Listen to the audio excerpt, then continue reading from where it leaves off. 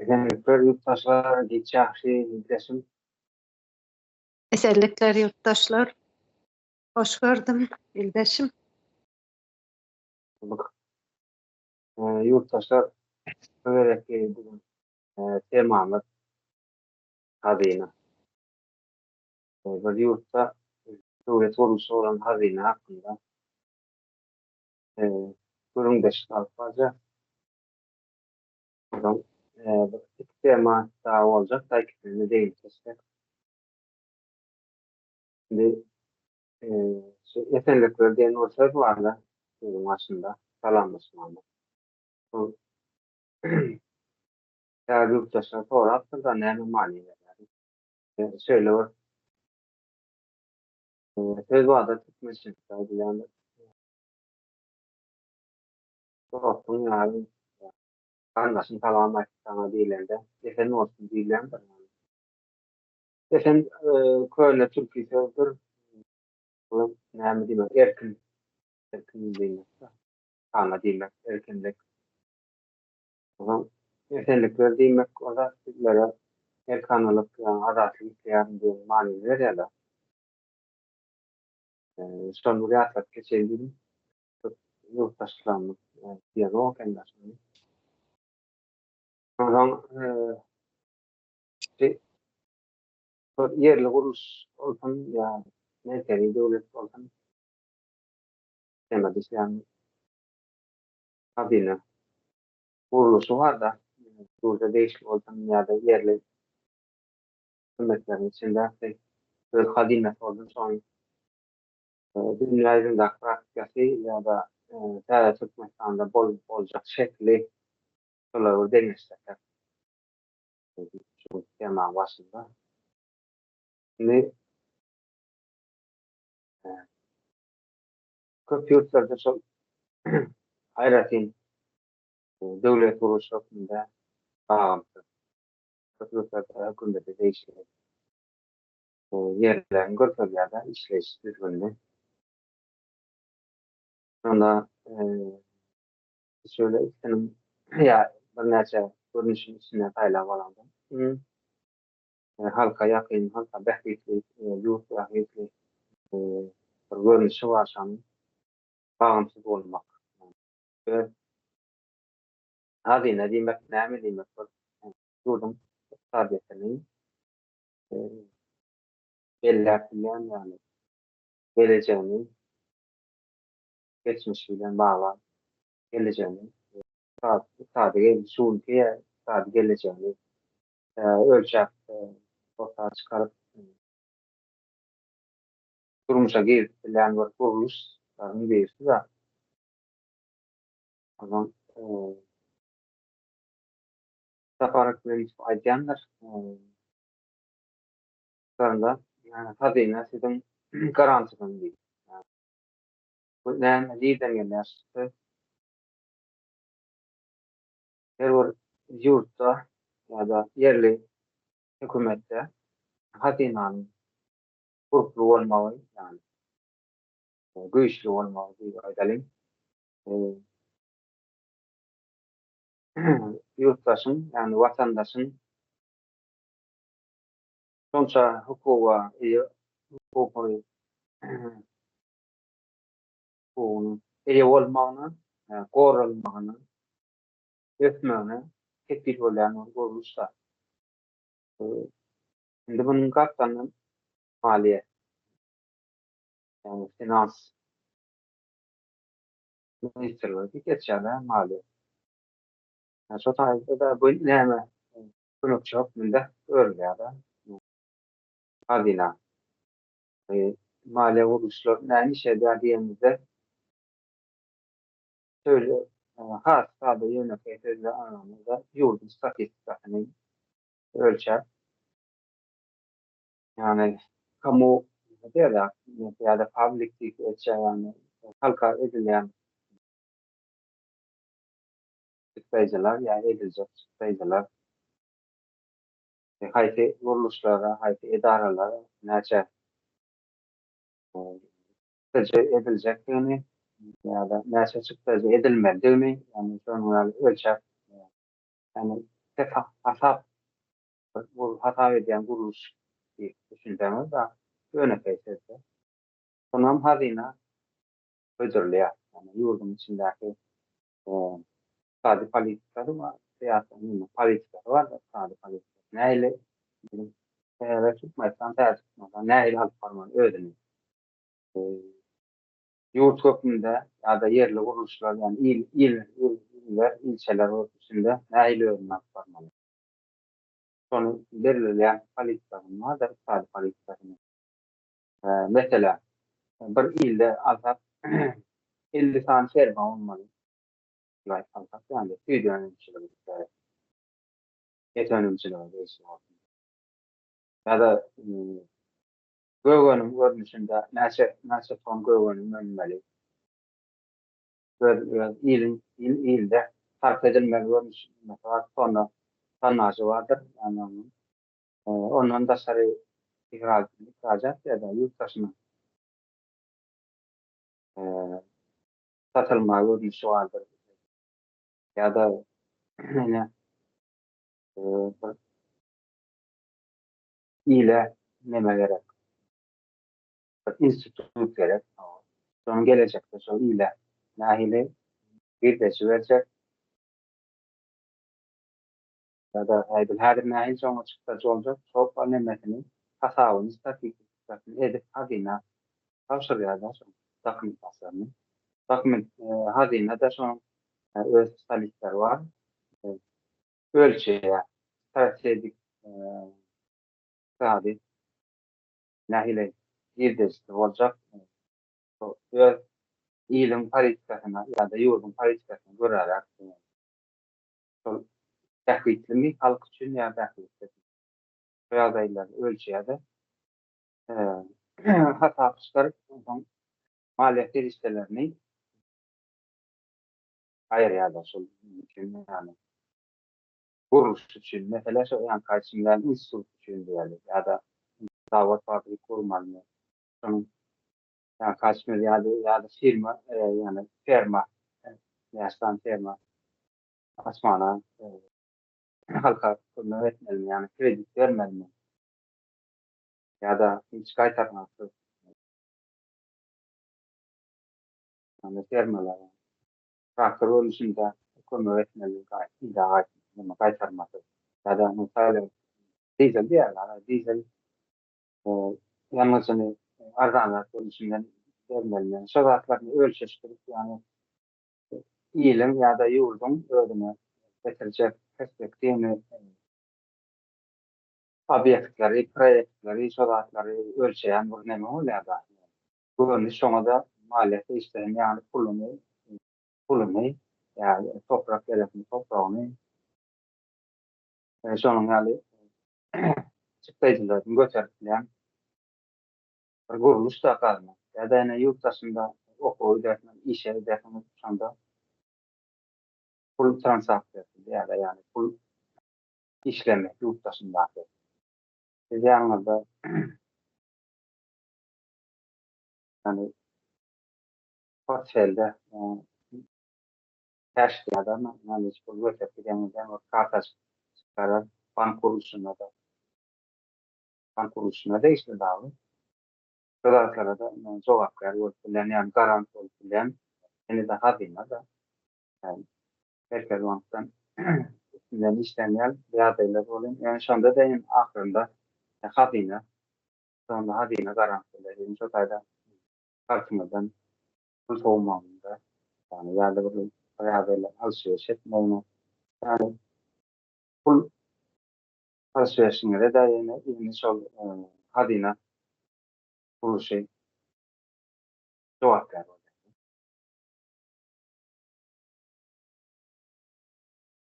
Tamam. Şey, danlık yani şu şilki yılın doğumundaki edilecek sayıcılar ya da normal bir yurtlarda, illerde edilen aday vardı. Yıl dolmaka 2 ay olmuyor noyavur ayında gelecektim. ilçe ya da yurda edilecek çıktacanın yani ücretin vardır, hesabı vardır. Sonra meclis, yerine meclis işleyada üstünde önemli geçiriyor. Hazine geçiriyor. Hazine vuruşu. Hazine vuruşan yani politik tabi siyasatına ilim sonra seyredip yani üstünde işler gerek olsa ayrıtıyla yani bütçesinden ya da gerek olsa üstüne koştular. Sonra yani bir yıllık ya da yaşıl kodun sonra yani tekniklerinin obyektler, projeler, sorunları işler filan yani adamın her bir adamın gelecekteki ne diyor yani işli olmağına, pullu olmağına, hukuku hukukuna çıkmağına yani adalet erkanı yaşamağına yurdun içinde e, temel yani e, büyük bir kuruluşların biri de şey. Yani ne şeyler yani veren da yurttaş yani. Hayat iletişim kuran açacağım varsa sonra üstüne yine koşarım.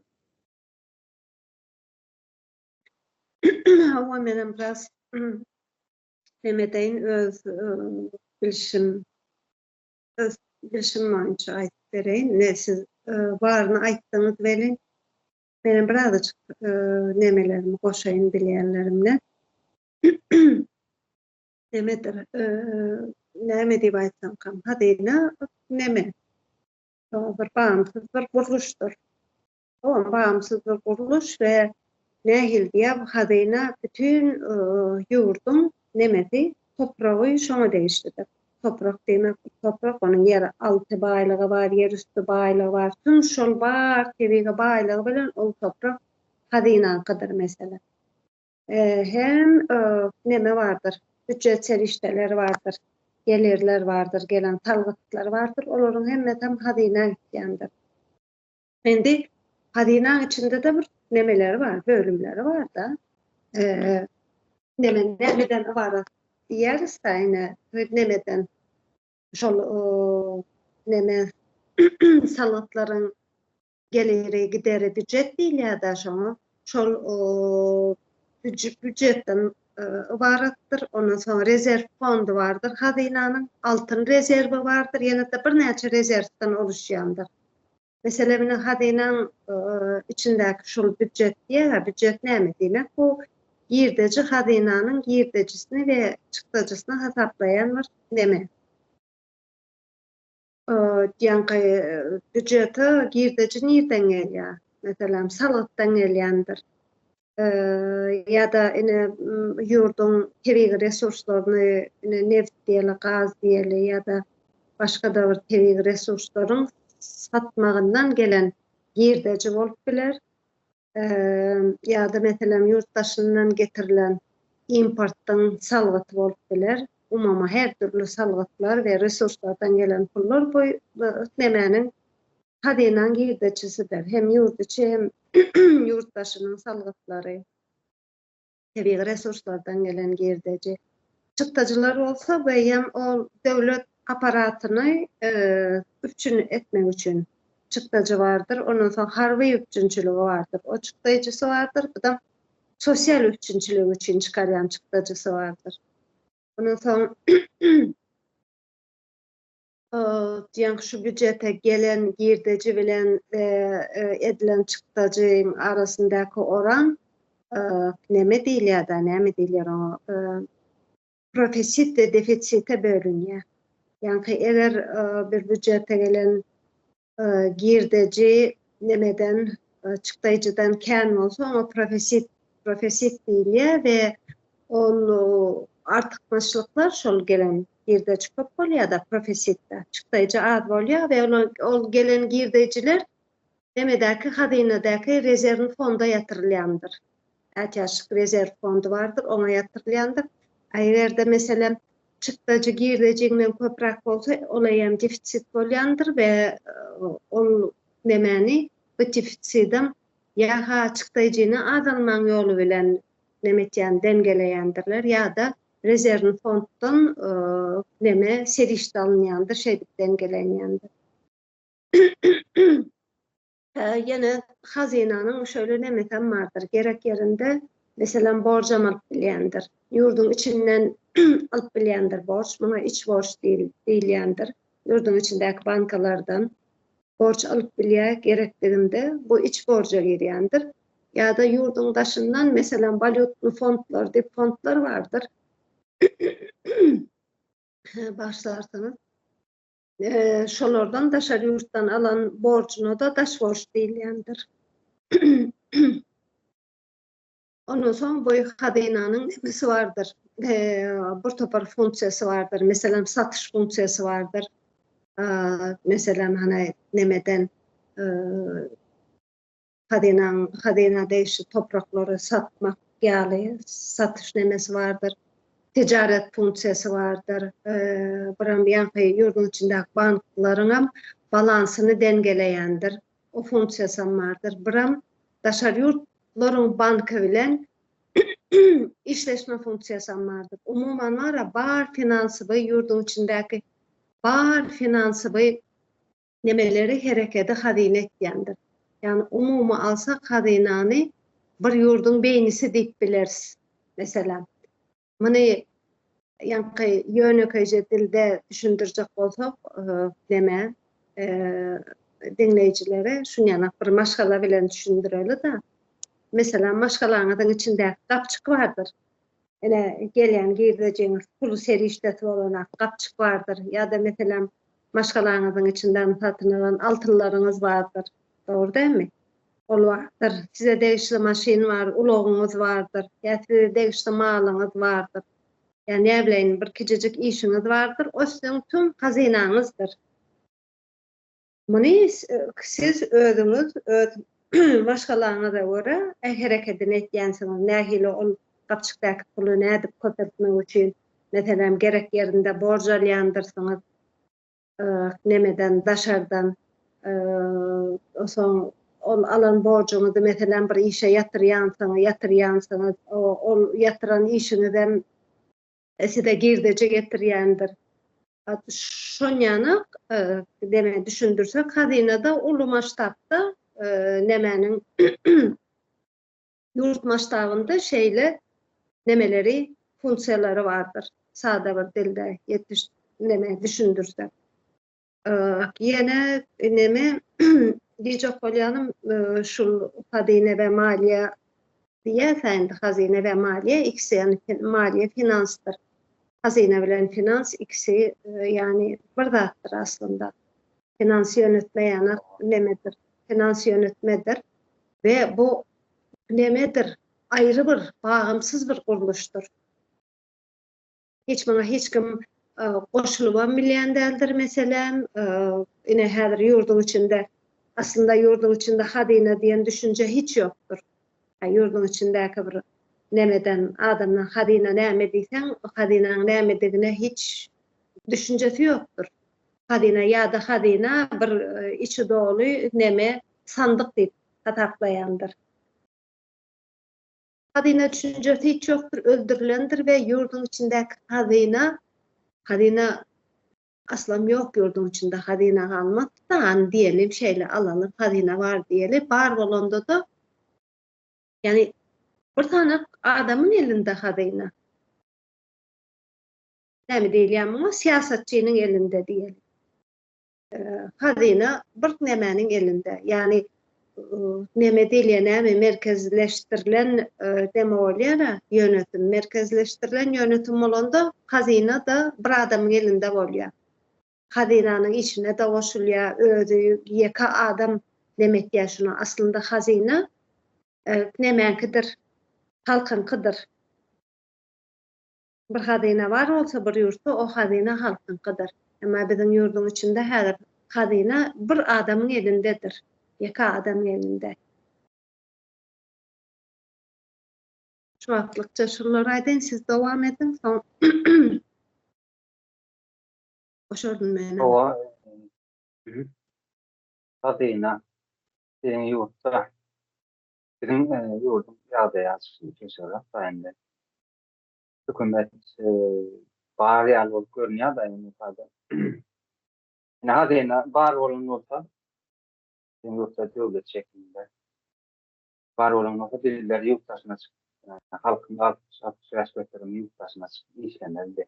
Yani talawançylyk etmedi, yani bul bolmazdy. Yine verilen o cahiller gitmezdi. Öýünden aýrylyp ýyllar boýunça yurttaşynda terörden görmezdi. Hakyky hazyna bar bolanda.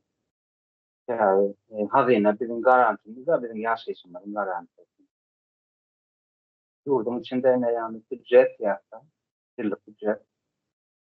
Buranda şoň içinde askerem bar, sosial üçinçiler. Her bir çıktı, yani çıktı yani. Kamu yani yurt köpçülüğe çıkarılan çıktı. Ama edaraların çıktı. Hem çıktı şu ilim ya da yurdun çıktı. Şu büdjet, cembenen onun büdjetin içinde bölünen de karuların näçe getmeli. Devlet işlerlerine näçe çıktı. Yani aylıkları, yeneleri, gelenleri, gidenleri. Hem de çıktıcılar bu budjetin içinde var. Ondan kaçın yani sağlıklar yine de alık işleri yine hazinan. Mali yine hem kuruşan yanında. Umut çöpünde de. Yine yan kaçın yani siyasetçinin eline geçti. Yine de sol konstitüsyonunda da yani kanunlarında da hükümete değişti. Görkeliyor da yani. Hazinanın hükümete değişti. Görkeliyor yani. Son yerlerinde. Yani lira bağlı yani kimden buyruk alıyor elde. Hükümet başında akademi vardır yani yedikleri vardır. Ben bunu yanlış gören abi yani hükümet başına gelen yani öde gelen ya da Tayland geçirilen şöyle siyah politika yürütse de yani devletlerden yurt kuruluşuna yani politikasına yani sağlık kuruluşuna denk gelse de gelmese de yani hükümete değişik olan yerde hazine siyasetçinin yani aydınlıktan oluyor. Siyasetçiye bağlı olunca da hükümete bağlı olunca. Bağlı değerli olan yerdeyinde devlet kuruluşlarında ayrıca öyle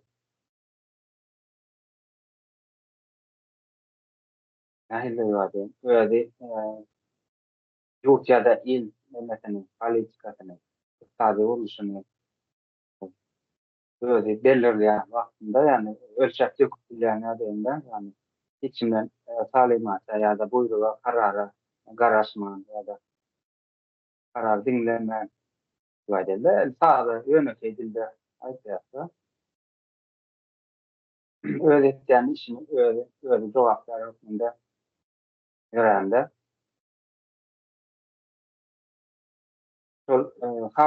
Halka, yerli halka bekliyor oluyor.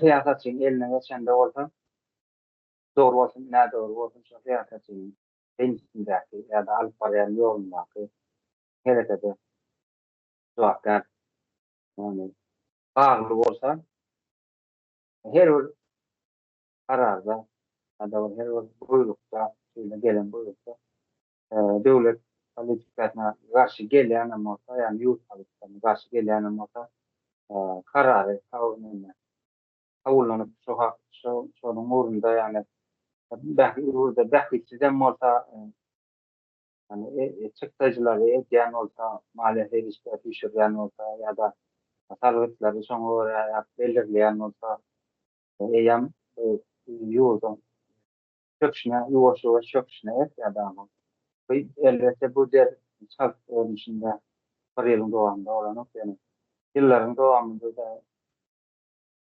yani yanlış hareketler edilip tursa hükümetin diğer politikasına göre hareketler edilip tursa ve öz kaynaklarına bir tutarya gazına yurdun kaynaklarına yani ödülü eklememiz ya da yani bütçete yetmemez ya bulunsan devlet yani yurdun canlılığını saklamak için yurt dışından borçlanıyor. Buna ne Türklere cari çıktı yani adam. Yılına da şu borç yurt dışından borç alsam kanıtlar olayına borçlardan alsam böyle tavır sanırlar zaten edilen nokta o işte bunun faizi var faiz ya da prosent. Bunun yani kaç yıl hem beri alsam hemen edilen çıktığım diğerle divadeyna yılda edilen yurt ya da yıldaki çıktığından diğerle olan girdi geçirmen borçunu orada bra olan prosent bölüm olan yine de istisnadan yine diyen çekiyor. Yılda şu cari açık var yani yurdun cari açık açık gibi o tiken deri dar var yani yurt dışına deri dar var ama sen bağlı olan okudum kimin elinde ben kullanan onun son elinde. Bunun yerler de öyle de siyasetçi var. Mesela kazanan tavsiyeler. Onun için edilmek düşüncesi boyunca hükümete bağlı olmalı değil. Kazma kadına kuruluşu yurdun ya da ilim politikasına göre böyle yollar bilmeli, öyle vakasını çekilmeli, öyle yani için yollar içine doğrusunu hatalı çıkartılmalı. Hazine değillerinde de yani bacağı içerik öğrenmesinin son talepleri, işlerleri var. Soluğdan layık adamlar var. Teknokrat adamlar var. Solların üstüyle hazine emeleri lazım. Yurdumuz hazinesi. Mesela yani hükümete vermedi hazine. Ben şöyle düşünüyorum. Bu muhtaçtan. Hawa mesela mene şol neme siyasetçi goşulmalılar diýär. Doğru diýäňiz. Asly her bir guruluş bağımsız öz işini etmeli. Bizde yurdun içinde nähili siyasetçinin meselen bilimde näme işi var? Yani bilime goşulýanlar neme çağlarını okudular, mekteplerde kitapları vardır. Kitaplarda suratlar dur. Nädir? Yurdun içindäki prezident diýerlerin suratlary dur ýa-da girişlerde şolaryň suratlary dur. Meselen şu ýerde näme işi var şu suratlaryň? Ne alaka bular bilim bilen näme baglantysı bar? Siýasatçymy yurdun başynda dursunmy öz işini et. Sen bilimin içinde näme işin var senin? Ýa-da çäre etme. Çağalary çäre çıkarmak. Bu näme demek? Çağalar bilim almalıdır. Çäre etmelidir. Ene diýerler yurdun içinde siýasata goşulmaň. Onda näme siýasatçy näme özi başga demelere guruluşlaryň içine goşulýar? Bilimin içine näme üçin goşulýar mesele?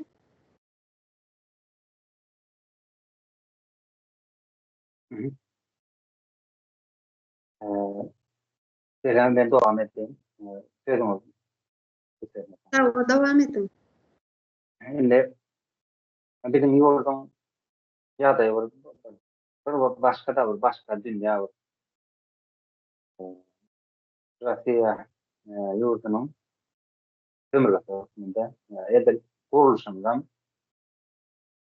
ülkede kuruluştu yani totaliter sisteme yani kontrol hükmünde şöyle bir kuruluş var da bunun Konstitusyon okak koruyan ya da çatı yukarının da sineti anladın şu tarzda Harbiy serkerdeleri, studiyalary, adam meclisdäki atanjak ýa-da meclisde gelecek, işe oýulacak adamlaryň hemmesini ýa-da ministrleri hemmesini şol ýurdun başy hökümde görkezýän suwatdy. Prezidentlik görkezýän halka nime bardy? Wezife bardyr. Saýda adamyň şurada doşy. Ana şol belirleýär da ýani. Kaç ýa suwtlar hem şol belirleýär. Karar boýunça. Harbiy sekreterler hem şol belirleýär. Meclisin members, ýa meclisin adamlary ýene şol belirleýär, bakanlary, ministrler ýene şol belirleýär. Aýlanyp şoňa barýarda bir adama bilenme, ýani siýasatça barýar. Ol siýasatçy bilimle de goşular, harbiýine de goşular, suwda da goşular, özi belleýän adam. Şoň üçin bizde adalet ýokdur, adalet nerden çykýar? Şol suwd adamlaryny, ýani suwddaky işgärleri, meclis aslında meclis şonu bellemeli. Ýa-da harbiy serkerdeler ýene de meclis bellemeli, laýyk adamlardan biri. Ýene de şol ministrler bardyr, bilim ministri bar. Belki ol hocalykdan wa bir ministr bar da. Şolar hemmesine meclis bellemeli. Şöyle doğru gitmek, böyle olanı doğru düşünmek. Ben o zaman şonuňa bolanda siýasatçy bilen bir bolsanda ýa-ni har birinde de sen güç bolmaýar, suwduňda da ýurdun içinde adalet bolmaýar. Ne bilimiň hem bolýar, ýani siýasatçyň kellesine görä, çoğun haýsy şemal kellesine öwüşde, şoňa karar çykaryp durda ýani isleýän gününe bolýan isleýän siýasatyna, ýani politika däl, siýasatyna görä karar çykaryp durda. Bilam nalýa bolsa ýylyň ýerine ýurdu batyrmak bilen barny şahar diýýän ýok edýärdi halyň.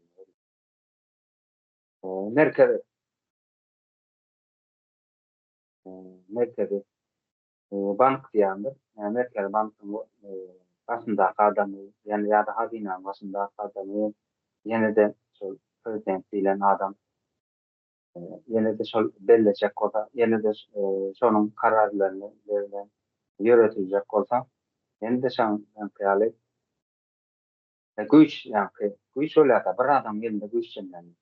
Aslında orada ýani döwlet gurulşy bar ýurtlaryň içinde güýç üçe bölünýär. Hökümet, ýani ýöretmek, ýurdun eretlendirme diýilen manyny ýa-da ondan kanun çykarjy organ, ýani parlament ýa-da meclis ýa-da suwd organlary şular üçisi güýji paýlaşmaly. Şimdi siýasatçy näme iş etmeli, ýani ýerinde barmydyň diýip. Siýasatçy ýurdun başynda prezident bolsun. Bizim tärsitmekden prezident emesi görevinde tutulan o premier minister diýýärler. Ýa-da il gurulşlarynda ilim nähili diýýär. Ilim başyndaky adam diýýär. Hatta şol adamlar güýji çäklendirmeli şonu. Ýani üçe bölünýär. Premier minister näme etdiler, näme wezifen ýerine ýetirdiler diýip. Bir ýurdun emblemi munda sakladylar. Hem etdiler, ýurtdaşyna çykar, aýty bir ýurdun politikasyna görä, haýsy ýurtlar nähili gatnaşyklar etmeli, şo arada kontraktlara bol çekdiler ýa-da mehmanlar ýurtdaşyndan olar garşylar bilen, olar bilen başga ýurtlardan kontrakt bağlaştılar. Yani aralıkmış ya sevda bilen okunu harbi doktrinlarında mı bilen ok sevda tasıkta mı gol çekiştiler. Yani bu şöyle meclisi ya da var da mecliste. Yani gol çekiştilen yani kontraktta mesela 10 tane punkt var diyorlar. Bunların hemmetine Premier Minister gol çekti diyorlar. Hemmetine herhalde dedim tabii İstanbul'a. O ne uygun ol yani doğru ol yani gol çekti. Bundan yine parlament ratifiyeli etmeli yani. Gözden geçirip kanunlaştırmalı. Yani 10 tanesine gol çekildi mi 10 tanesine. Parlament şimdi 3 tanesine ne doğru, Rus politiklerine ne doğru geldiği karar alıp sol içini so üç projekti üstün çözüp bile gavak. Yurtmanın politiklerine gavak verilmesi. Üstün çözüp bile kanalın yetine ona yönetilirdi. Diyecek oranın ondan yani üç tane kesilen projekte kelmene hiç mümkünçülük olmadı. Yani premierin el bilen, kolu bilen.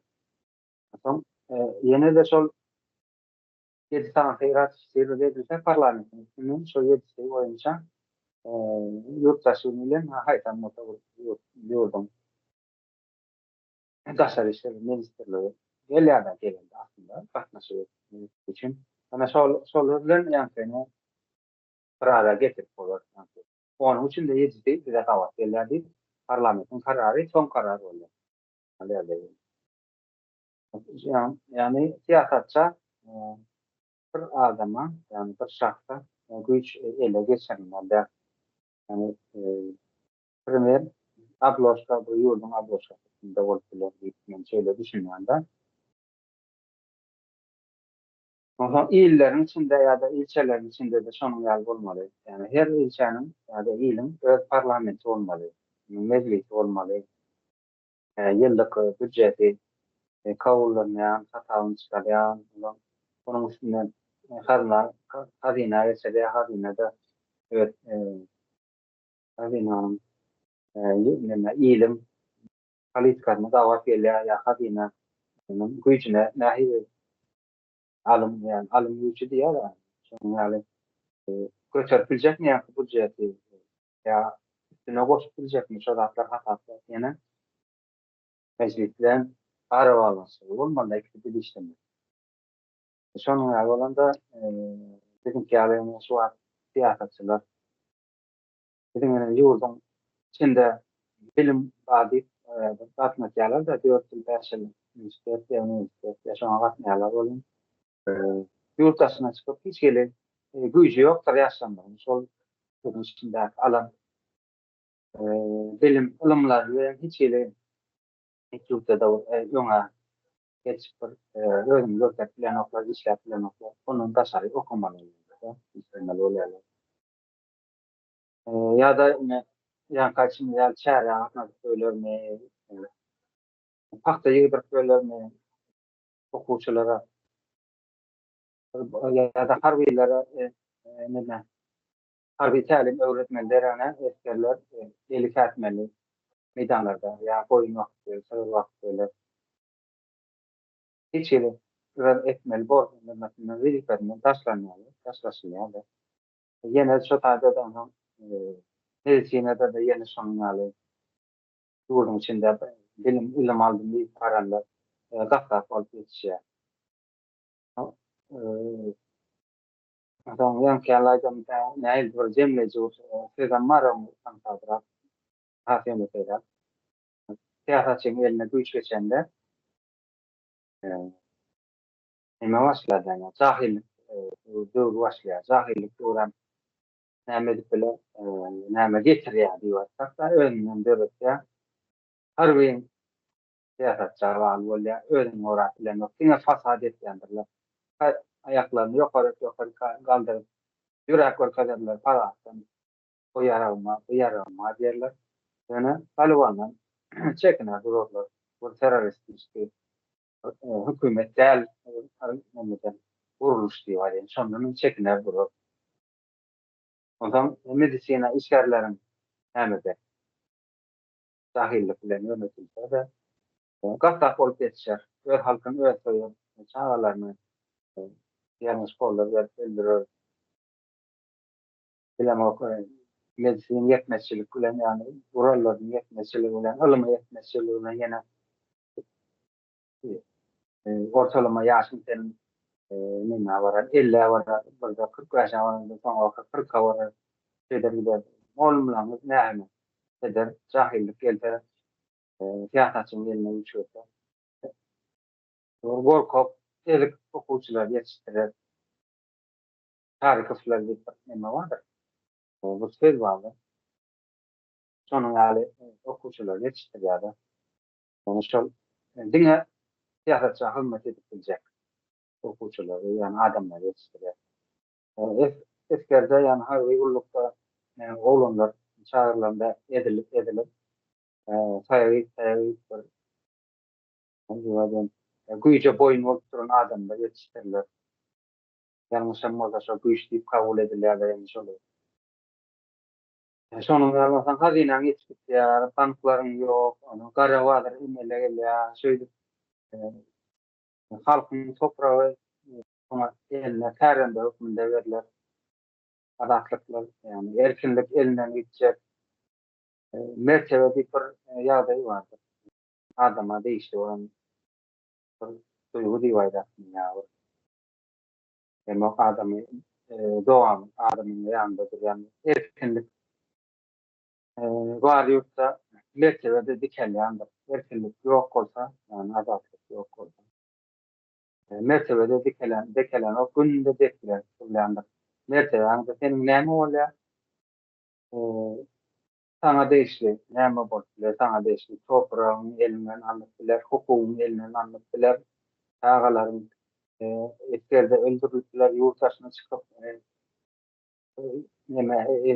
değişti ve yani değişti dağlar ya da sana değişti ulu olsun daim olsun elinden alıp bilen gerek var. Yine solatlar mertebeni doldur ya da söylerek düşünsün bence. Siyasetçinin eline işte cahillik önemsizliği başlayan da öyle düşünüyorum. Doğru diyorsunuz. Şu neme dedik de yani hazine ve maliye bir yurdun beyni deyip biliriz. Doğru değil mi? Şu hazinanın yürütken hakiki bilimli spesialistlerdir. Bir hazinanı doğru yürütmek için hakiki beyin olup şu hazinanı yürütmek için hakiki yeterli bilim alan bir spesialistler gerek. Doğru değil mi? Şimdi o spesialistleri yurdun içinde yetiştirip bilmek için bilim gerek. Hepsi bizim yurdun içinde yine spesialist yok. Daşarı çıkan diyetine ilatın %60'ı daşarı yurda çıktı. Daşarı yurtta ne oluyor işletiyor şu %60 ilat daşarı yurtta qara işlerde işleyendir. Hiç bilmem başka bir daşarı yurda çıkıp bir ya inženjer olup işlep berönlü ya da bir nähil diýeli medik bolup işlep berönlü ya muallim bolup işlep berönlü ya näbile şonýanak bir meslek iş yerlerinde işlep berönlü gaty seýrek bolamasa görmeýär. Hemmedem gara işte işleýärler. Näme demek bu yurdun içinde demek bilim yok, bilim berilen ok demek. Yani bir insan başka bir ösen yurtlarda yurdun en değerli, en ulu hazinası insandır. İnsan yetiştirmek, akıl yetiştirmektir. Bizim yurdumuzun içinde bilim yoktur ve insanların hiç değeri yoktur. Bir insan nämet bilen değerlidir? Bilimi bilen, mesleği bilen değerlidir. Doğru değil mi? Näçün Amerika bolup otur? Daşarı yurtdan akılları yurduna getiren için Amerika bolup otur bugün. Şonuň üçin her bir yurdun nemesi, näme diýilýär, derecesi yetişdirilen akylına baglydyr. Bizim ýurtda ol akyl yetişdirilen ok. Sebäbi insanyň hiç bir degeri ýok. Bilim bolmandan soň insanyň hem degeri ýokdur ýurduň içinde. Bu bilimi bermek islemeýärler. Sebäbi bir bilimli insan yetişdirse, ol bilimli adam bilimli bolan üçin gorkak bolmaýar. Emma bu häzir bizim ýurdumyzyň başynda oturarlara bilimli adamlar gerekmeýär. Ýurduň içinde ine inteligensiýa ýok, ýok bir inteligensiýany hem ýok etdiler. Indi meselem daşar ýurda çykan diýeline ýaş ýigitlerimizin arasynda özüni gelişdiren ýigitlerimiz bar. Meselem bizim Kemine özüni yetişdiren bilimli bir ýaş ýigit. O dämi? Meselem ine şul ine bizim Keminemiz ýana özüni yetişdiren bilimli oglanlar ine bizim häzirki ýurduň geljegidir. Biz şulary gözümizden göreji ýana goramalydyr. Ýurduň içindäki millet dogurdan hem hakykatdan hem bilgili bolan wagty şu oglanyň gymmatyny ýokmany ýagdaýda görerdi. Şu oglanyň goralmalydygyny, şu oglan ine Kemine diýen oglan elinde çyraty bilen ol ýoly aýdynlatyp barýan oglanlaryň biri. Nämçünde ýekece Kemineň özünde nämçünde garşy tarapdaky bir ýurduň başyndaky terror topar ýekece bir bilimli Kemineden nähili gorkýar. Bir sanak Kemine nähili titretýär şulary. Sebäbi bu oglan bilimli. Düşünýän nämçün ýurduň içinde bilimi öldürýärler? Nämçün öldürdüler bilimi? Bu işde adam islanmakla. Emma biz 7 seyrek özünü gelişdiren şeýle bilimli adamlaryny gorap saklamaly. Ine şu wagt Kemine kirli, garşy tarapyň nadan, kirli oýullarynyň pydasy bolup otyr. Ýurduň içi dogurdan ham, hani bar bolsa, halk bar bolsa, nämçe men her çykyşymda halk diýemem, millet diýen, täze ýurduň içinde halk bolup bilen çüýren bir jemgyýet bar. Şonuň üçin millet diýen. Halk bolýan bolsa şu wagtlara hu diýip galyp, ol bir Kemineni, bir bilimli oglanymyzy aldy diýip hu diýip şu wagt ol ýokarda oturanyň gyrtlagyna ýabyşmaly halk bolmaly da, dogurdan hem ýurduň içinde bilimli adamlar bolsa, halk bolsa. Kemine ýany oglanlar bizim geljekmi de, bizim geljegimiz erti bir gün ýurdy dolandyryp, insan ýana bir insan ýaşap bilen ýurda getirjek, ýokary derejelere götürjek oglanlaryň biri. Emma muny ýurduň içinde mallaşdyrylan bir jemgyýet bar, munyň hiç bir gymmatyny bilemem.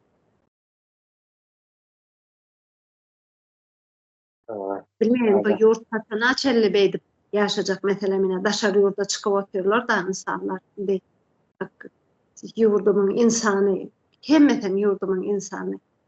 Yani çüra oturan jemgyýet bolsa da bizim ýurdumyzyň insany şu tapara iklimat diýer, ekosistema bardyr diýip. Munyň için jahilim, özümizden çykyp oturan, munyň jellatam özümizden çykyp oturan, öz etimizi özümize ýidirip otyrlar, özümizi özümize gyrdyryp otyrlar. Şeýle bir sistema gurulýan. Yani daşar ýurda çykan insanlar bar. Birde bolmasa, bir gün bolmasa, bir gün ýurduň içine barmaly bolarlar. Haçana çelli öz ýurdundan gaçyp görmeli. Başga ýurtda sen öz ýurduň ýana bolmaýar. Sen näme üçin bizim öz ýurdumyz bar, biz näme üçin daşarda gaçak bolup görmeli? Näme üçin öz ýurdumyzyň içinde rahat ýaşap bilemzok? Näme üçin öz ýurdumyzyň içinde gorkup ýaşamaly? We haçana çelli ýaşamaly? Erti bir gün özümüz, erti bir gün çağalarımız nädip ýaşamaly bilen.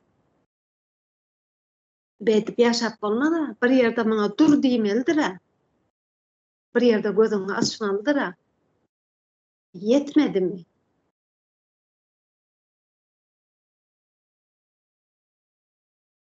Sada. Yani üstüne goşay. Yani doğal edenler.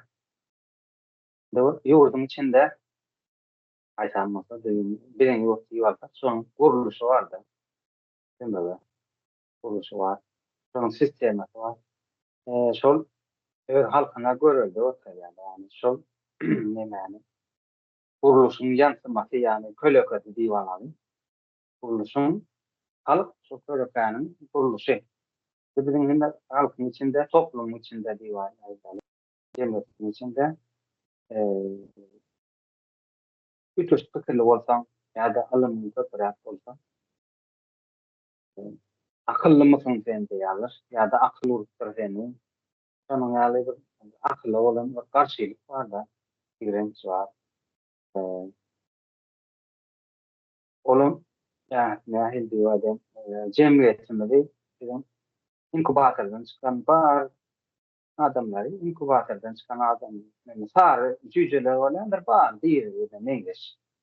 Senden için içinde var, gazal görünüşünde, yaşlı görünüşünde, şimdi ayırsan, devam etsen, durmuşsun, devam etsen, yüksek fikrin olsa diyen de, aklın olsa, diyen sana şu cemiyet basışır diye.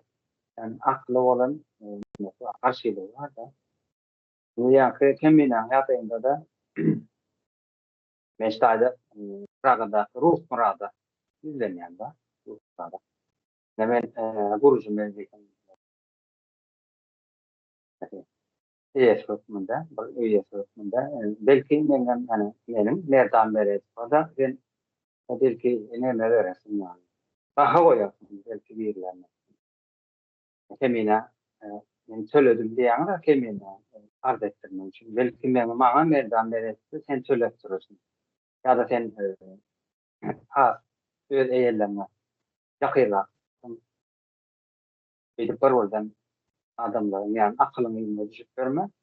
Tutuş kurucu meclis yani akıl da barny çağırın ýa-da siz otaýdan çekilin, siz özüňiz barçak ýurt.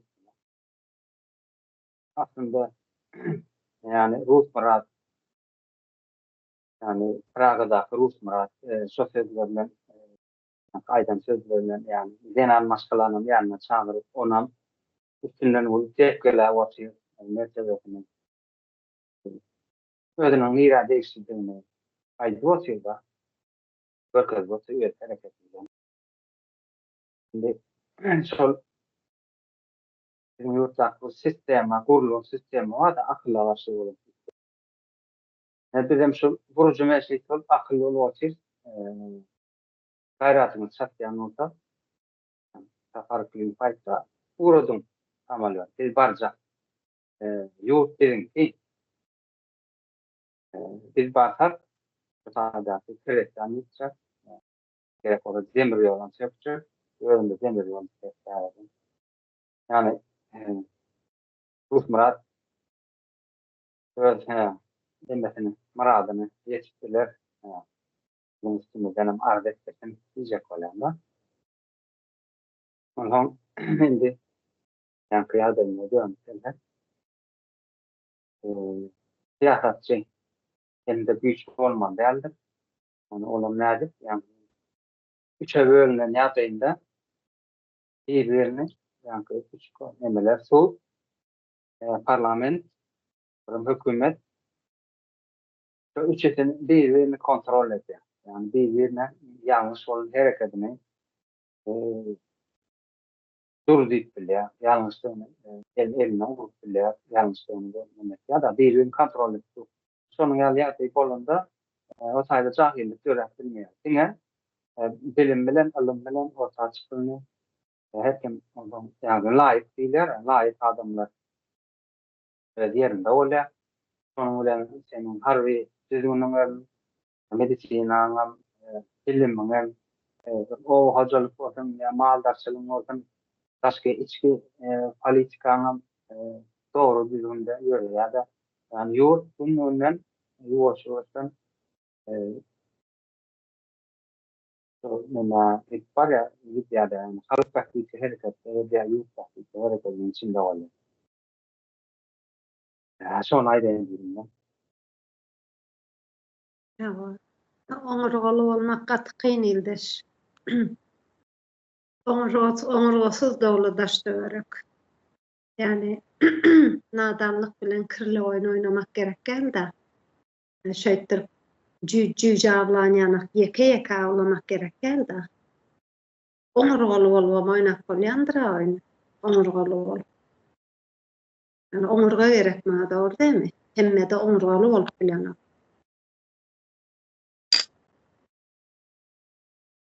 Hawa. Ňaly. Buların edýän işi illüstrasiýa. Ben geçmem.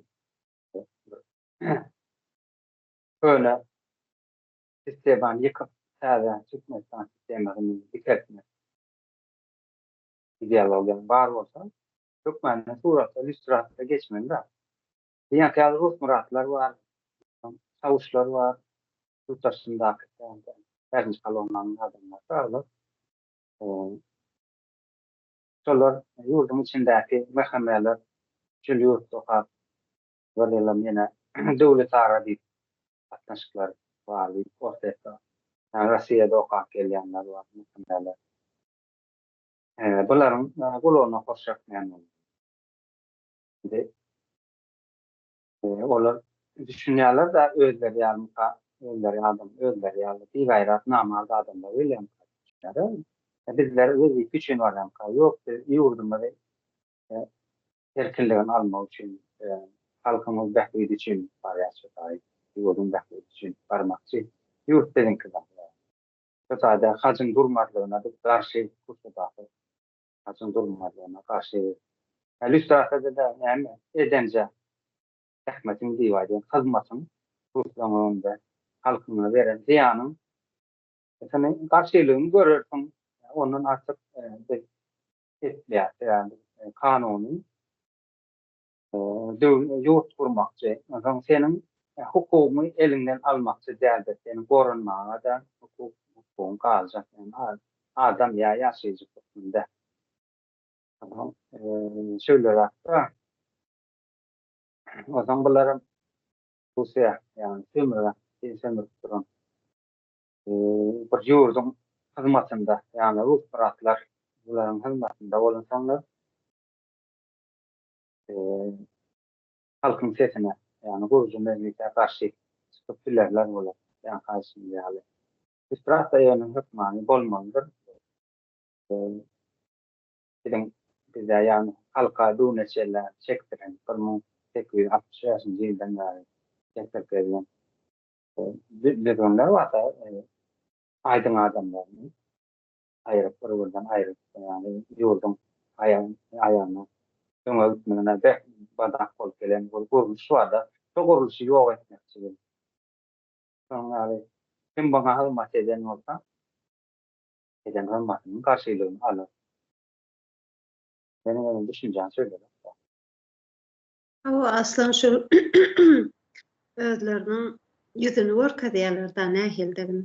Özlerinin yüzüni açýarlar. Nähili kirli oyun oýnaýarlygyny. Öz nähili ýöntemleri ullanýanyny, aslan olaryň etýän hereketi neme millete gork salmakdyr. Ya bunu millet görüp göre gelýändir. Düşünerlik bolandyr millete de. Bu gorku salynar ýöne bir ýerden soň bir tık diýen tık bolýar insanda her nähili gorkak bolsun, her nähili neme bolsun bir tık yeri bardyr insanyň. O tık yere ýakynlaşyp otyrlar da özleri öz elleri bilen ýakynlaşdyryp otyrlar muny. Millet temeýän bularyň ýüzüni gowuja gördü. Sebäne ýurdun içinde interneti näme üçin ýapyp otyrlar? Ine şu ýerdäki biziň halkyň sesini çykarýan nemelerini, habarlaryny, programmalaryny, çykyşlaryny görmäň diýip ýapýarlar interneti.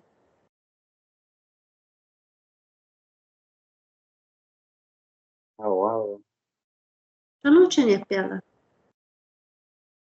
Ýurdun içinde Halkyň sesi de bar zady, bar bolýan zady, ýurdun içindäki bolýan zatlary aýdyn önekeje dil bilen aýdyp goýup düşündirip otyr millete. Ine şonuň üçin hem internetde ýapýarlar. Şunu diňlemäň, aýdynlanmaň diýip.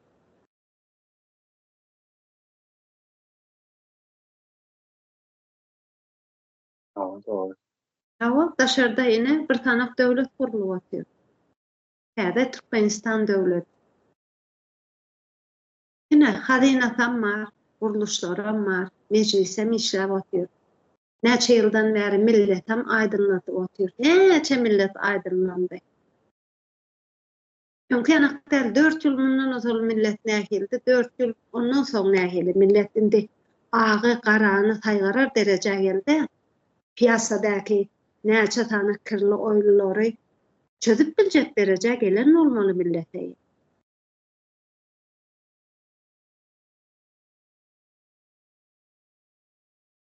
Yine demenin täze Türkmenistanyň hazynasy var. Bu hazyna da sizinkidir, milletinkidir, sizin gapçyňyzdyr. Näçe şuna baş geçirseňiz, öz gapçyňyza özüňiz goýýaňyz. Näçe gapçyňyz güýçli bolsa, näçe şonça da ine sizin hazynanyz güýçli bolýar. Täze Türkmenistan kimin üçin urulýar? Sizin üçin urulýar, şu millet üçin urulýar. Bunu düşünerli wagt bolandyr eýýär. Düşünmedikler de zaten näme diýerler?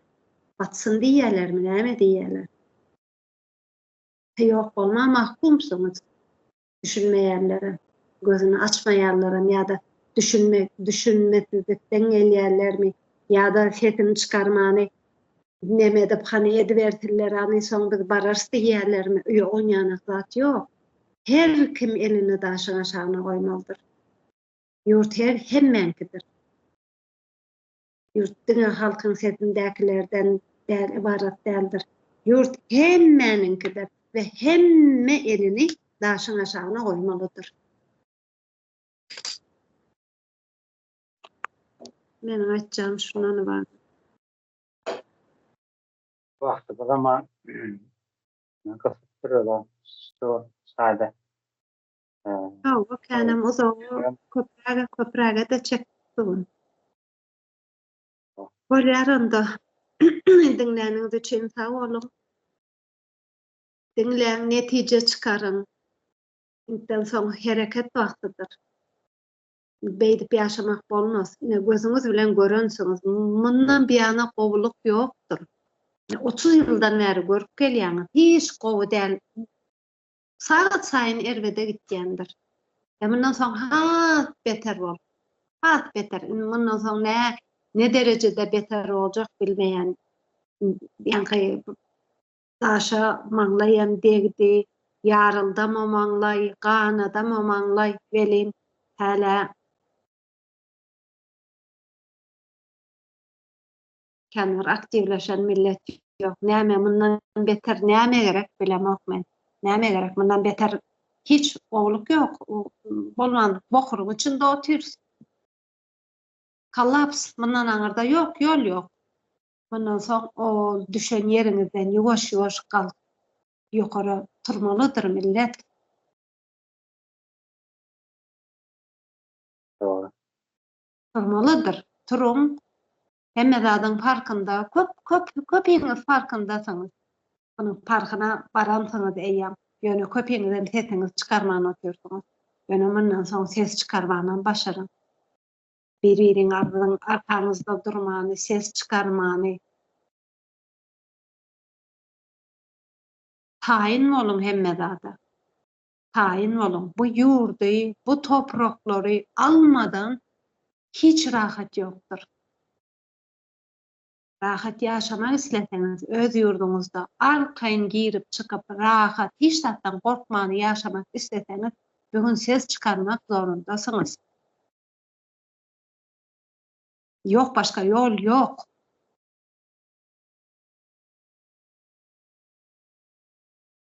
Aslında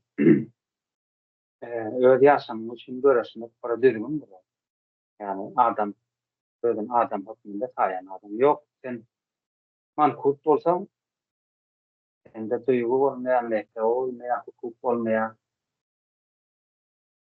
inira itseler, ider özasyň. Ne de onuň ne garyndaşyň, ne ensan bolar. Mankut şonuň ýaly da. Diňe eýesi bilen inira diýer.